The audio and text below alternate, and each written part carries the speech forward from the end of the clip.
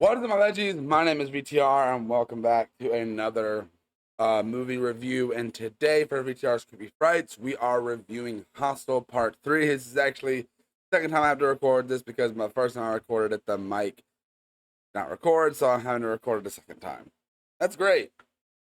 But let's go ahead and read the synopsis real quick so we can go ahead and get that out of the gate. A really short synopsis on Rotten Tomatoes this time around.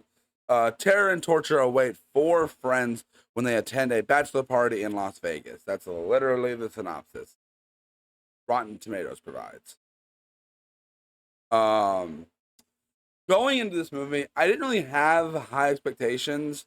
Not because the last movie was terrible or anything, but it was just like one of those movies where I just didn't like have a super high hope for the movie. Where I just like, okay, what's it's like okay, the first movie was pretty crazy.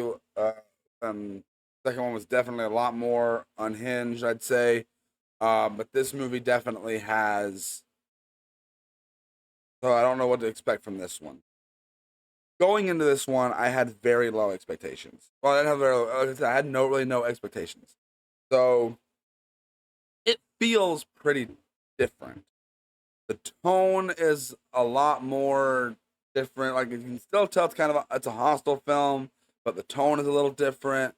They throw some different curveballs to try to make you feel differently or try to surprise you. Um, definitely. But there definitely is the franchise's DNA in this movie. Um, it's odd too, because I just feel like this is a downgrade from the last movie. Because one, it looks cheaper. There's some acting that's not the best. There's a bunch of either just throwaway characters that you don't really care about, or an unlikable character, which isn't a big problem for this series because if you remember the main characters in the first movie weren't really that great either. Um, but I'd say there's the main character in this movie though. He's probably the best character. You actually like he feels like a full on fleshed out character. So that's good, I guess.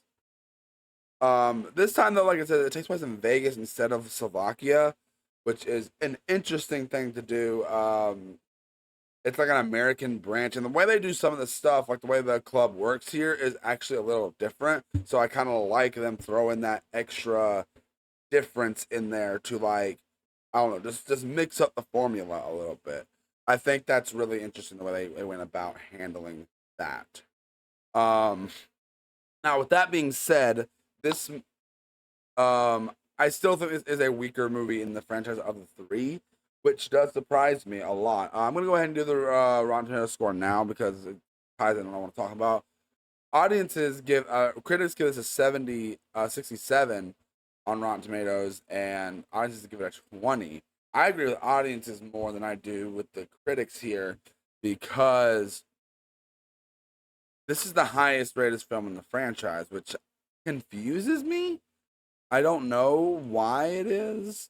I felt like the last two films were a lot more interesting, even though like there's like less likable characters in the first one, and the other movie is pretty like they're kind of one note characters in the second film. But this one though, like there's one really good character, and the rest are kind of just there.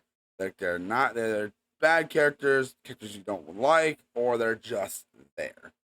And like I said, they throw things in this movie to try to surprise you, which some of it you can kind of see coming. Some of it's like, oh, were we building up to that?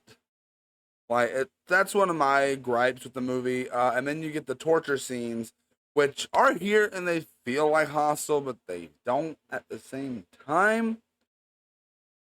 Um, but the way they do it is definitely more interesting than they did in the first two movies. Because the first two movies they're pretty much the same.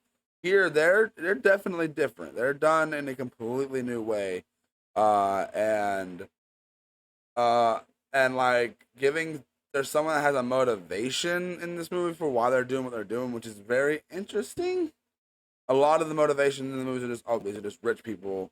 Like then the last movie we get a motivation from one guy who's like, oh, wanted to kill somebody that looked like his wife and everything. This movie, there's not really anything like that, but there is a motivation from a character of why they're doing what they're doing. Um, so, but yeah, that's really, there's not much else to really say in regards to the movie. What is my rating? I'm gonna go straight down the middle with it because I didn't hate the movie, I didn't love it. I just think it's okay. Um, so I'm gonna go straight down the middle and give it a 2.5. I just gave something else a 2.5 recently.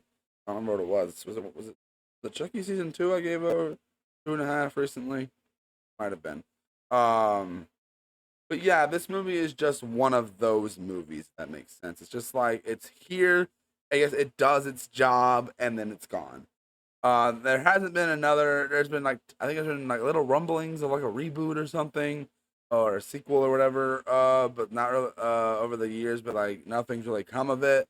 And that was the last time this movie came out was the movie came out in 2011. So, but that's really all I have to say about the movie. I'm not gonna stretch this out any longer because it's really all I have to say, and plus I have stuff to go do. But I hope you guys enjoyed nonetheless, and I will see you guys in the next one. Bye. My head was cut off like all of that. Well,